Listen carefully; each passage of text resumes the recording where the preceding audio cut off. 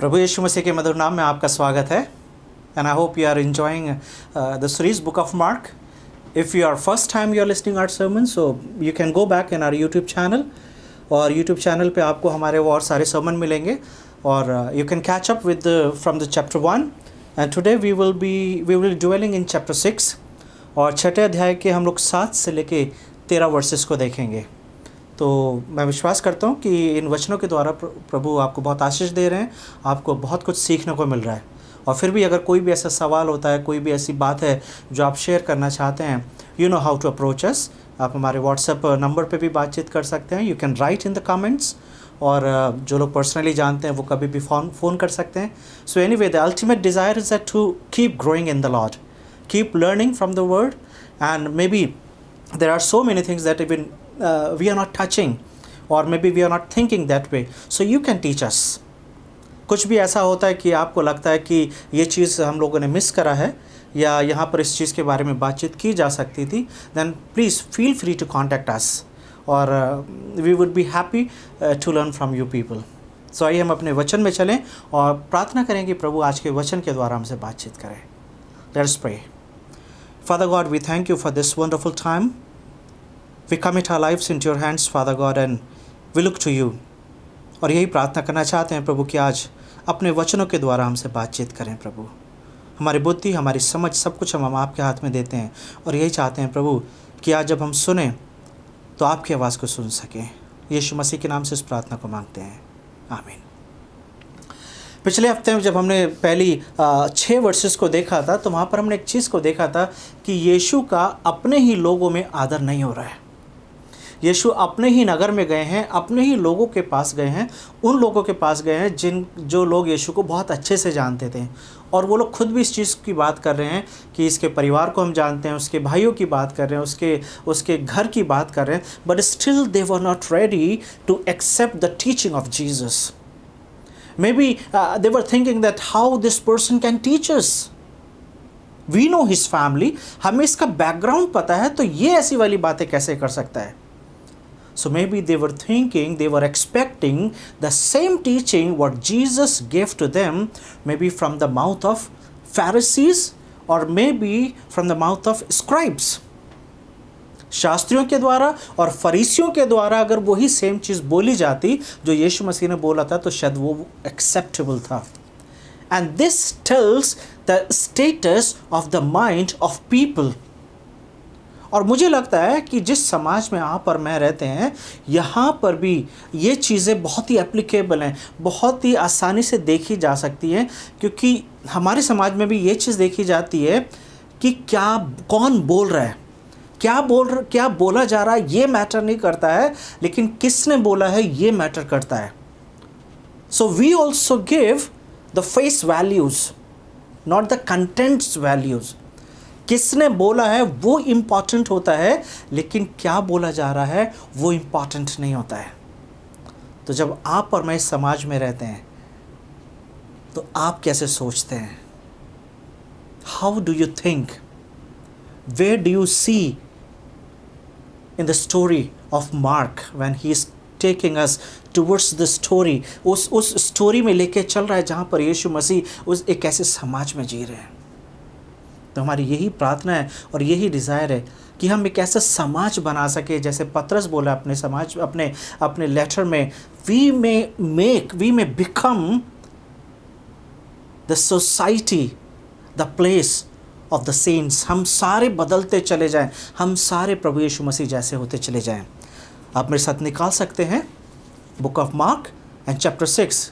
छठे अध्याय में ही रहेंगे, लेकिन आज हम 7वीं वर्ष से और उसकी 13वीं वर्ष तक देखेंगे. 7-8 वर्सेस हैं, लेकिन देखते हैं कि इन 7-8 वर्सेस में आज यीशु मसीह क्या करने वाले हैं. तो यहाँ पर हमें देखने को मिल रहा है, 7 से मैं आपके सामने पढ़ रहा हूँ. उसने 12 को अपने पास बुलाया और उन्हें 2-2 करके भेजने लगा और उन्हें अशुद्ध आत्माओं पर अधिकार दिया. उसने उन्हें आज्ञा दी, मार्ग के लिए लाठी छोड़ और कुछ ना लो, ना तो रोटी, ना झोली, ना बटुए में पैसे, परंतु जूतियाँ पहनो और 2-2 कुर्ते ना पहनो. और उसने उनसे कहा, जहाँ कहीं तुम किसी घर में उतरो तो जब तक वहाँ से विदा ना हो तब तक उसी घर में ठहरे रहो। जिस स्थान के लोग तुम्हें ग्रहण ना करें और तुम्हारी ना सुने, वहाँ से चलते ही अपने तलवों की धूल झाड़ डालो कि उन पर गवाही हो। तब उन्होंने जाकर प्रचार किया कि मन फिराओ, और बहुत सी आत्माओं को निकाला और बहुत से बीमारों पर तेल मलकर उन्हें चंगा किया। हम जब मत्ती की किताब उसके 28वें चैप्टर की 19वीं आयत से पढ़ते हैं, there we find the great commission. And when Jesus was going to up, before the ascension of Jesus, Jesus gave the Great Commission. And what is the Great Commission? Go and talk about Jesus. Proclaim the message of Jesus. यीशु के उस संदेश को, जिसे हम gospel बोलते हैं, जिसे हम गुड न्यूज़ बोलते हैं, जिसमें एक आशा है, जिसमें क्षमा के बारे में बात की गई है, अनंत जीवन के बारे में बात की गई है, उसकी घोषणा करने के लिए यीशु मसीह ने उस समय में बोला है। लेकिन इससे पहले कि यीशु मसीह ने वहाँ पर ये आज्ञा दी, फर्स्ट टाइम हम देख रहे हैं कि गॉस्पल में यीशु ने अपने चेलों को ये आज्ञा दी है। Before this commandment became the journal, before this commandment was given to you and me, we see that this commandment was given to the disciples. और यहाँ पर ऐसा लिखा हुआ है कि यीशु ने उन्हें प्रेरित करके भेजा है। पहली बार प्रेरित शब्द जो है वो इस कॉन्टेक्स्ट में आ रहा है क्योंकि यीशु अपने चेलों को भेज रहे हैं। और क्या करने के लिए भेज रहे हैं? कि जाओ और सुसमाचार प्रचार करना है और लोगों को चंगाइयों का काम करना है और दुष्ट आत्माओं को निकालना है। लेकिन एक जो पैटर्न है जो यहाँ पे मरकुस जो है मैं बहुत ध्यान से बताना चाह रहा है, जो तीनों गॉस्पेल में हम देख सकते हैं। Matthew is writing, Luke is writing, and we can see that how what is the idea behind when Jesus is sending 2 by 2। क्या रीज़न है कि 2-2 करके भेजे जा रहे हैं? और जब मैं इसको पढ़ता हूँ खासतौर से एक्लीसियास्टिक उसका चौथा अध्याय, यानी कि सबोपदेशक उसका अध्याय 4 और उसकी 9 और 10 वर्सेस, वहाँ पे ऐसा लिखा हुआ है, 1 से 2 अच्छे हैं क्योंकि उनके परिश्रम का फल मिलता है, क्योंकि यदि उनमें से एक गिरे तो दूसरा उसको उठाएगा, परंतु हाय उस पर जो अकेले होकर गिरे और उसका कोई भी उठाने वाले ना हो। यीशु 2-2 करके भेज रहे हैं बिकॉज 2 जो है वो हमेशा एक बेस्ट यूनिट माना जाता है, एक बेस्ट टीम माना जाता है। और कई बार मैं आपको बताऊं, कई बार 3 लोगों में बेस्ट यूनिटी की बात नहीं की जाती है, क्योंकि 3 के अंदर कई बार ये हो सकता है कि 2 लोग कोई भी जो है एक मन के हो सकते हैं और तीसरा जो है वो हो सकता है कि एक अलग उसकी राय हो सकती है। But when we talk about the 2 people, generally overall ये देखा जाता है कि 2 लोगों की यूनिटी जो है बहुत ही पावरफुल मानी जाती है।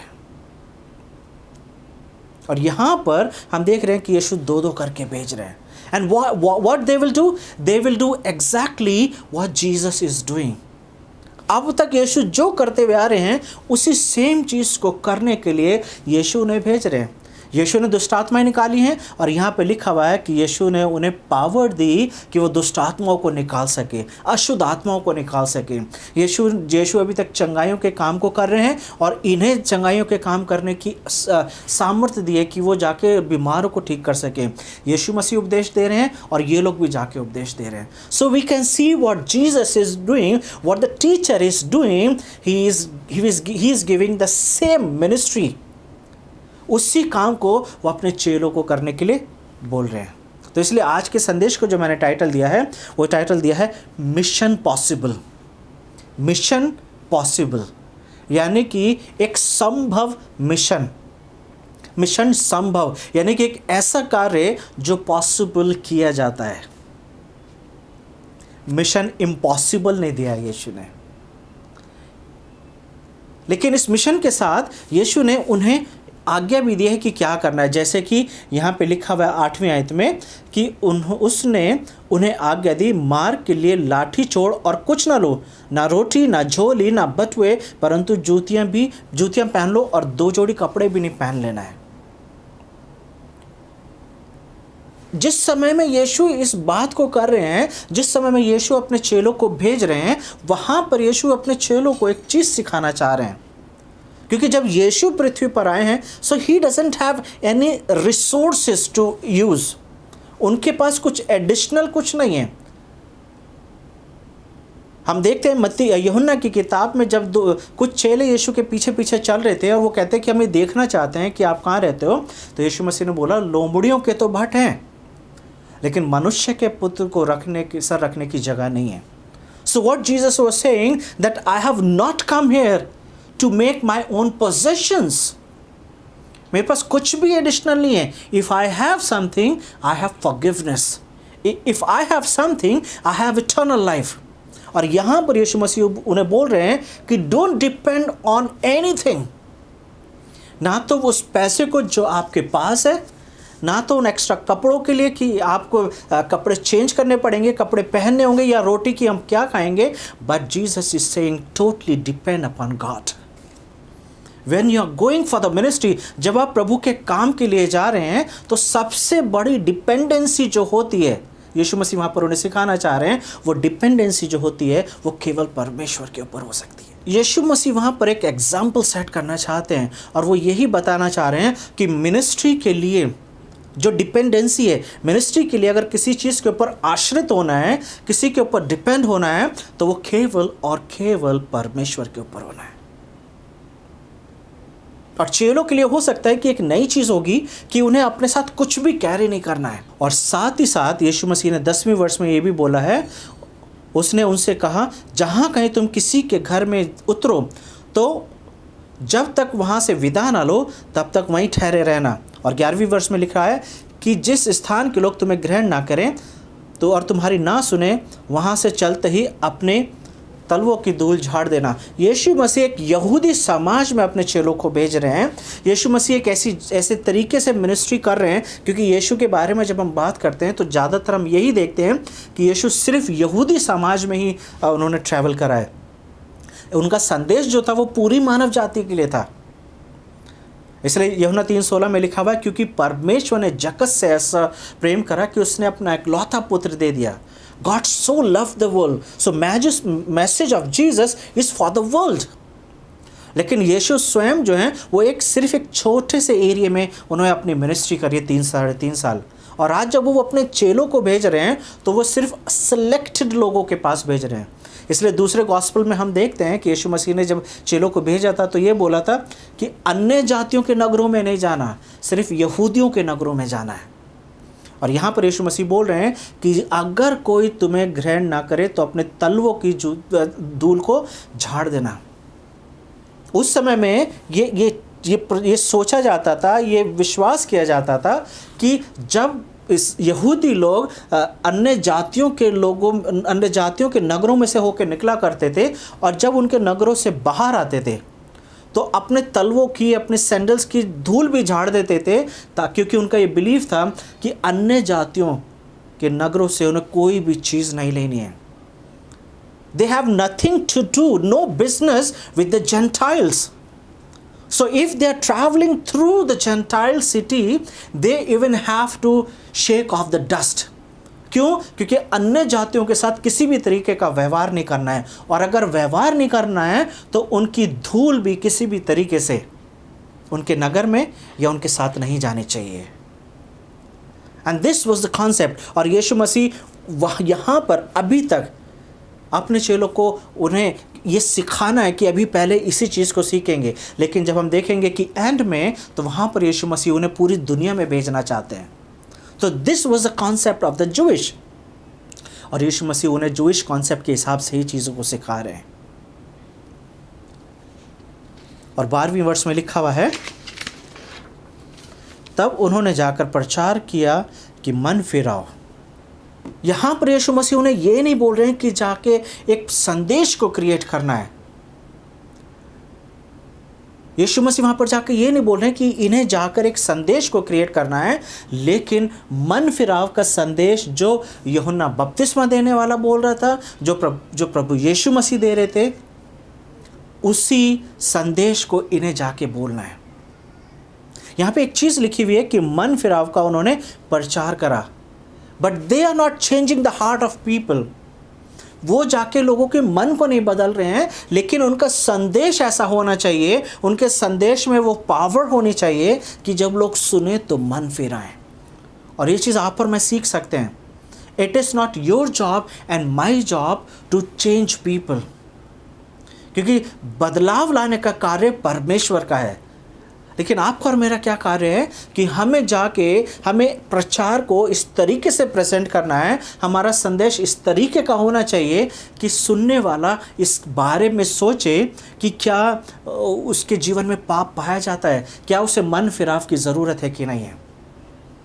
अभी 2 हफ्ते पहले मैं ट्रैवल कर रहा था और 14 घंटे की फ़्लाइट थी। तो रास्ते में जब तो कोई साथ में बैठा हुआ था, जब हम बात कर रहे थे और मेरे साथ में जो जेंटलमैन बैठे हुए थे वो बहुत ज़्यादा बोलने वाले व्यक्ति थे और बहुत देर तक उनकी और मेरी बातचीत हो रही थी और मैं सोच रहा था कि मैं इनसे और कैसे बात कर सकता हूँ।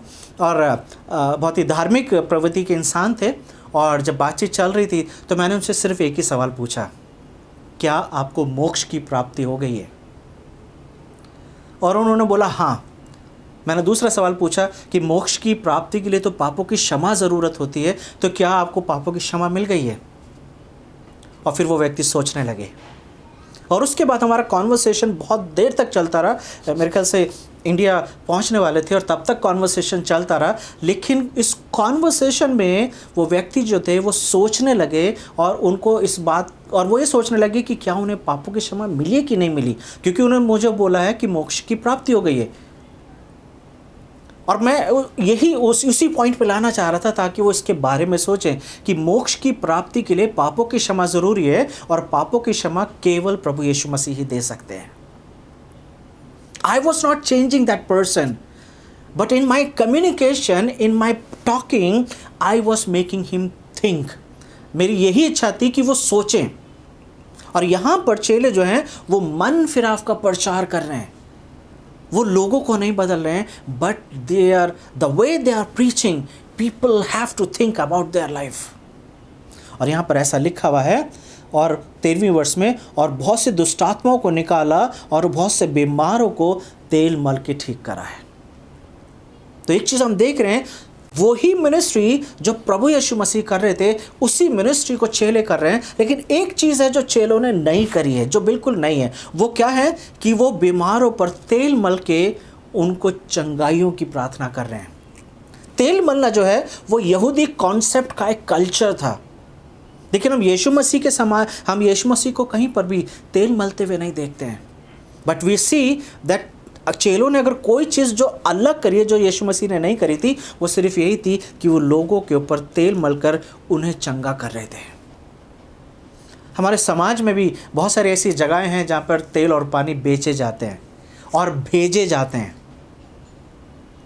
लोग तेल खरीद के लेकर आते हैं या उनके ऊपर प्रार्थना करा के लेकर आते हैं और उनका ये मानना है कि वो प्रार्थना किया हुआ तेल अगर किसी के सर पे रख के लगाएं तो उससे चंगाई मिलती है। लेकिन अगर हम क्योंकि ये कॉन्सेप्ट जो है याकूब की किताब में भी लिखा हुआ है, याकूब उसके 4थे अध्याय में, याकूब उसके 5वें अध्याय के 14 और 15 वर्सेस में लिखा हुआ है, James chapter 5 and versus 14 and 15। यदि तुम में कोई रोगी हो तो कलीसिया के प्राचीनों को बुलाएं और वे प्रभु के नाम से उस पर तेल मलकर उसके लिए प्रार्थना करें, और विश्वास की प्रार्थना के द्वारा रोगी बच जाएगा। ये लाइन फिर से पढ़ता हूँ, और विश्वास की प्रार्थना के द्वारा रोगी बच जाएगा और प्रभु उसको उठाकर खड़ा करेगा, और यदि उसने पाप भी किया हो तो भी उनकी भी क्षमा हो जाएगी। तो चंगाई किससे मिल रही है? चंगाई तेल से नहीं मिल रही है, चंगाई प्रार्थना से मिल रही है। लेकिन तेल का कॉन्सेप्ट अगर हम देखते हैं ओल्ड टेस्टमेंट में और नए नियम में भी जहाँ पर बात की जा रही है, तो तेल का 2 रीज़न है। पहला रीज़न, जब हम ओल्ड टेस्टमेंट में बार बार इस चीज़ को देखते हैं कि जब भी प्रॉफिट्स यानी कि भविष्यद्वक्ता किसी भी राजा को अभिषेक करते थे, यानी कि उनको चुना जाता था, तो उनके ऊपर तेल डाला जाता था। हम निर्गमन में इस चीज़ को देख सकते हैं और उसके बाद हम लगातार इस चीज़ को देख रहे हैं कि तेल का डाला जाना, अभिषेक किया जाना होता था, यानी कि एक तरीके की अनॉइंटिंग होती थी, एक तरीके का सिलेक्शन होता था। दूसरी चीज़ ये है कि तेल को एक मेडिसिनल के रूप में भी यूज़ किया जाता था, कि इसको एक्सटर्नल और इंटरनल यूज़ के लिए इस्तेमाल किया जाता था, और इसके द्वारा काफ़ी चंगाइयाँ होती थी। तो चेले जो हैं वो यीशु के द्वारा बताए गए उस मिशन को भी कर रहे हैं और उस रीति को भी कर रहे हैं जो वो अपने समाज में रेगुलर देखते हुए आए थे। और ओवरऑल जो है चेले जो हैं उस सारे मिशन को पॉसिबल करते हैं, उस मिशन को जो यीशु ने भेजा था, उस कार्य को वो पूरी तरीके से अंजाम दे रहे हैं। और ये एक छोटी सी ट्रेनिंग थी, एक छोटा सा ट्रेलर है जहां पर यीशु मसीह अपने चेलों को तैयार कर रहे हैं। यीशु ने जब दो दो करके लोगों को, अपने चेलों को भेजा, तो मुझे नहीं पता किसको किसके साथ भेजा होगा। और मैं जब ये तैयारी कर रहा था तो मैं सोच रहा था यहूदा इस्करियोती किसके साथ गया होगा और उसने किस तरीके के काम को करा होगा, और क्या उसने परमेश्वर के उस पावर को अपने जीवन में महसूस करा था। क्या उसने भी किसी को चंगाई दी होगी? क्या उसने भी दुष्ट आत्माएं निकाली होंगी? क्या उसने भी किसी के सर पे हाथ रख के प्रार्थना करी होगी और उसने भी, उसके जीवन में बड़ा काम हुआ होगा? क्योंकि बाइबल ऐसा बताती है कि यीशु ने उन्हें सामर्थ्य दी और उन्होंने जाके इस काम को करा। और जब हम आगे देखेंगे तो वहाँ पे जैसे 30वीं वर्ष में लिखा हुआ है, प्रेरितों ने यीशु के पास इकट्ठे होकर जो कुछ उन्होंने किया था और सिखाया था उसके बारे में रिपोर्टिंग चल रही है। और क्या रिपोर्टिंग चल रही है? 31 वर्ष में उन्होंने उनसे कहा, तुम आप अलग अलग एकांत में चलकर, और वहाँ पे जब वो रिपोर्टिंग दे रहे हैं तो यीशु उन्हें अलग ले जाके उनसे बात कर रहे हैं, और वहाँ पर वो बताना चाह रहे हैं कि उन्होंने कितने बड़े बड़े काम करे हैं। तो एक चीज़ तय है कि इससे पहले कि वो चेले जो हैं यीशु को बहुत अच्छे से हर एक चीज़ को समझ पाते, चेलों ने उस काम को करा है जिस काम के लिए प्रभु यीशु मसीह ने उनको भेजा है। और इन 7-8 वर्सेस में आप और मैं क्या सीख सकते हैं? यीशु का भेजा जाना हम देख रहे हैं, चेलों ने जाके काम करा है। लेकिन इन सब बातों में अगर हम कुछ सीख सकते हैं तो एप्लीकेशन अगर हमारे लिए कोई है तो एक चीज़ ये है कि ये जो मिशन जो प्रभु यीशु मसीह ने आज 2-2 करके भेज रहे हैं अपने चेलों को, ये हर एक वो जन जो अपने आप को यीशु का चेला बोलता है, और anybody who calls himself a Christian, अगर कोई भी व्यक्ति अपने आप को यीशु मसीह का चेला या क्रिश्चियन बोलता है तो ये उसकी जिम्मेदारी बन जाती है कि उसे जाके सुसमाचार प्रचार करना है। And what is gospel? How you and I can present gospel to the people. यहाँ पर चेले जाके प्रचार का काम कर रहे हैं और हर एक वो चीज़ कर रहे हैं जो प्रभु यीशु मसीह ने बोला है। और जिस वक्त ये प्रचार का काम कर रहे हैं, इनका संदेश थोड़ा सा फर्क हो सकता है, क्योंकि इस वक्त यीशु मसीह का क्रूसिफिक्शन नहीं हुआ है, यीशु मसीह जिलाए नहीं गए हैं, तो वो मन फिराव का प्रचार कर रहे हैं। लेकिन आज आप और मैं, अगर हमें प्रचार करना है तो हमें क्या प्रचार करना है? And I think that you and I have to present Jesus, क्योंकि ये लोग भी प्रभु यीशु मसीह को प्रेजेंट कर रहे हैं और आप और मैं भी प्रभु यीशु मसीह को प्रेजेंट कर सकते हैं, यीशु मसीह का परिचय कर सकते हैं। जैसे मैंने बताया कि वो 14 घंटे की ट्रैवल थी और उस 14 घंटे की फ्लाइट में मैं उस व्यक्ति को, प्रभु यीशु मसीह को इंट्रोड्यूस कर रहा था, और मैं उसे यही बताना चाह रहा था कि उस व्यक्ति को अगर वो ये सोचता है कि उसको उद्धार मिल गया है, उसके मोक्ष की प्राप्ति हो गई है, लेकिन उसके जीवन में तो प्रभु यीशु मसीह नहीं है, and without Jesus there is no salvation, उद्धार नहीं है। और अगर आप अपने आप को क्रिश्चियन बोलते हैं, अगर आप अपने आप को प्रभु यीशु मसीह का चेला बोलते हैं, then definitely this is your responsibility. ईमानदारी से बताइए, when was the last time you share the gospel? आखिरी बार कब आपने प्रभु यीशु मसीह के बारे में किसी को बताया था? मत्ती 28 के 19 को जब हम पढ़ते हैं तो वहाँ पर यीशु मसीह बोल रहे हैं, जाओ सभी जातियों के लोगों को चेला बनाओ और पिता, पुत्र और पवित्र आत्मा के नाम से बपतिस्मा दो, और जो जो बातें मैंने तुम्हें सिखाई हैं उन सब बातों को उन्हें मानना और करना सिखाओ। So how we can do that? क्या ये काम सिर्फ एक पास्टर का और इवेंजलिस्ट का है?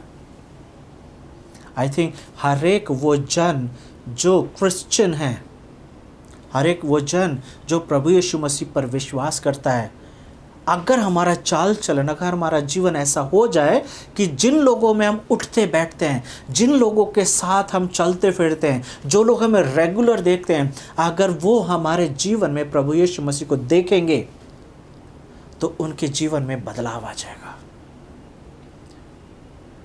We cannot change people, but we can present Christ through our life. और जब हम ऐसा करते हैं, this becomes the act of building the kingdom. प्रभु के राज्य को बढ़ाने के काम के लिए आपको और मुझे कंट्रीब्यूशन करने की आवश्यकता है।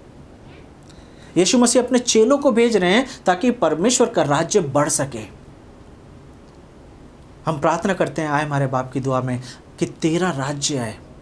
लेकिन कभी आपने सोचा है कि परमेश्वर का राज्य इस जगत में आने के लिए आपको और मुझे काम करना पड़ेगा। Jesus has given this task in your hand and in my hand. हमारे हाथों में ये काम है।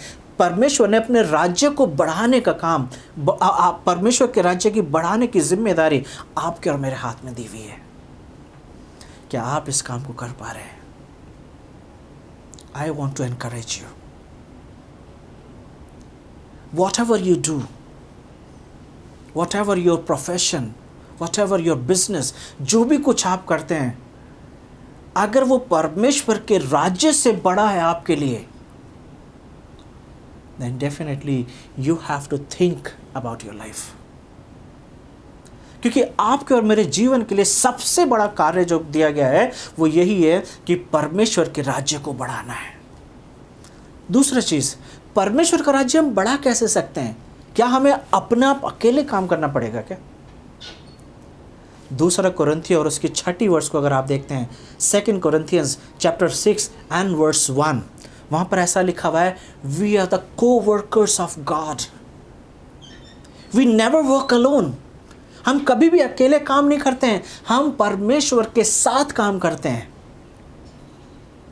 परमेश्वर ने अपने राज्य को बढ़ाने की रिस्पॉन्सिबिलिटी आपके और मेरे हाथ में जरूर दी है, लेकिन साथ ही साथ बाइबल इस बात को स्पष्ट रूप से बता रही है कि परमेश्वर के राज्य को बढ़ाने के लिए यहां पर यीशु मसीह अपने चेलों को अगर भेज रहे हैं तो उन्हें खाली ऐसे ही नहीं भेज दिया है। Jesus has given them the power. Jesus gave them power so that they can cast out demons. दुष्ट आत्माओं को निकालने की सामर्थ्य दी है, चंगाइयां करने की सामर्थ्य दी है, सुसमाचार प्रचार करने की सामर्थ्य दी है। And God has given us the gift, the same gift He has given you and me. वो लोग चंगाइयों के काम को कर रहे हैं, आप और मैं भी प्रार्थनाओं के द्वारा चंगाइयों को कर सकते हैं। आप और मैं भी चंगाइयों के साथ साथ लोगों के जीवन में प्रभु यीशु मसीह को ला सकते हैं। We have to remember just one thing, that we are chosen and we are gifted. हम में से हर एक जन चुना हुआ है और हम में से हर एक जन को वरदान दिया गया है। कौन सा वरदान? विश्वास का वरदान। कुछ लोगों को दूसरे वरदानों के बारे में ज़्यादा सीखना और ज़्यादा खोज करने की ज़रूरत है, लेकिन एक वरदान है जो आपके और मेरे पास, सबके पास है, और वो ये है द गिफ्ट ऑफ फेथ। और जो गिफ्ट हमारे पास है फेथ का, यानी कि विश्वास का, जब हम उस विश्वास के द्वारा परमेश्वर के राज्य के लिए काम करते हैं तो उसका रिजल्ट एक पॉजिटिव रिजल्ट आता है। क्या आपको इस बात का एहसास है कि आप चुने हुए हैं? अगर इस बात का एहसास है तो आपको परमेश्वर के राज्य को बढ़ाना होगा। जस्ट रिमेंबर, परमेश्वर के राज्य को बढ़ाने के कार्य जो है परमेश्वर ने आपके और मेरे हाथ में दिया है। और हम कैसे बढ़ा सकते हैं? When we present Christ through our life. और कभी ज़रूरत पड़े तो हम बाइबल का इस्तेमाल कर सकते हैं। अदरवाइज़ हमारा जीवन जो है, उठते बैठते, ऑफिस में काम करते हुए, ट्रैवल करते हुए, हर वक्त हम प्रेजेंट कर सकते हैं प्रभु यीशु मसीह के संदेश को। और याद रखिए, जीवन बदलने की जिम्मेदारी आपकी और मेरी नहीं है। हमारी जिम्मेदारी गॉस्पल को शेयर करना है। हमारी जिम्मेदारी है प्रभु यीशु मसीह को दिखाना है। जीवन बदलने का काम परमेश्वर का है। तो आइए हम अपने आप को परमेश्वर के हाथ में दें, अपने कार्यों को परमेश्वर के हाथ में दें। और अगर परमेश्वर के राज्य को बढ़ाने से ज़्यादा कोई चीज़ आप सोचते हैं जो आपके लिए इम्पॉर्टेंट है, तो मैं चाहता हूँ कि आप अपने जीवन के बारे में सोचें maybe you are not rightly tune with God. क्योंकि सबसे बड़ा कार्य आपके और मेरे जीवन में अगर कोई दिया गया है, या सबसे बड़ी जिम्मेदारी आपके और मेरे जीवन में कोई है, तो वो सिर्फ यही है कि परमेश्वर के राज्य को बढ़ाएं। चेलों ने जाके काम को करा है, और 2 हफ्ते के बाद हम देखेंगे कि चेले किस तरीके से अपनी रिपोर्ट को दे रहे हैं। They are so excited, they are happy, क्योंकि उन्होंने जिस मिशन को भेजा था अभी तक उस मिशन को वो यीशु को करते हुए देख रहे थे। और जब वो वापस आए, they are saying Lord we have seen the great work. हमने शैतान को गिरते हुए देखा है, हमने बड़े बड़े काम करे हैं। और मुझे ऐसा लगता है उस वक्त यीशु मसीह स्माइल कर रहे होंगे, क्योंकि यीशु मसीह सोच रहे हैं, ये बता रहे हैं कि वो पावर तो मैंने ही दी है। So similarly the same power has given you and me. वही सामर्थ्य के काम करने की शक्ति परमेश्वर ने आपको और मुझे दी है। We have Holy Spirit, we have the gifts of the Holy Spirit. तो क्या चीज़ बाकी रह गई है? वो एक्शन जो हमने शायद अभी तक नहीं करा है। So start living for Jesus. मैं विश्वास करता हूँ कि इस वचन के द्वारा आपको प्रेरणा मिलेगी और आप अभी किसी न किसी को जाके सुसमाचार शेयर करेंगे। God bless you, have a wonderful week. आइए हम प्रार्थना करें। प्रभु, हम आपका धन्यवाद देते हैं आज के दिन के लिए कि प्रभु आज के वचन ने प्रभु आप एक बार फिर से हमें ये सिखाया कि कितना ज़रूरी है प्रभु परमेश्वर के राज्य को बढ़ाने की, आपके राज्य को बढ़ाने की। प्रभु हम धन्यवाद देते हैं कि आपका वचन हमें सिखाता है कि जब हम प्रभु आपके राज्य को बढ़ाने में काम करते हैं तो हम कभी भी अकेले नहीं होते, आप हमेशा हमारे साथ होते हैं। हर एक सुनने वाले को प्रभु जी बल दें, मदद करें कि हर एक सुनने वाला अभी इसी वक्त किसी न किसी को जाके सुसमाचार सुना सके। सामर्थ्य दें प्रभु, बल दें, बुद्धि ज्ञान दें, ताकि जब वो किसी को सुसमाचार सुनाए तो एक पॉजिटिव रिजल्ट वो अपनी आंखों से देख सकें। धन्यवाद देते हैं प्रभु आज के संदेश के लिए। यीशु मसीह के नाम से इस प्रार्थना को मांगते हैं, आमीन। मैं विश्वास करता हूँ कि हमारे वचनों के द्वारा आपको बहुत आशीष मिल रही है, बहुत कुछ सीखने को मिल रहा है। आप किसी को जाके सुसमाचार ज़रूर सुनाएं। इस संदेश को किसी को ज़रूर भेज सकते हैं और उन्हें भी सब्सक्राइब करने के लिए बोलें। आप भी चैनल को सब्सक्राइब करें और प्रार्थना करें ताकि जब आने वाली सीरीज़, जब हम इस सीरीज़ में आगे बढ़ रहे हैं तो आपके लिए और हमारे सब के लिए इस सीरीज़ के द्वारा बहुत ज़्यादा आशीषित हो सके। God bless you.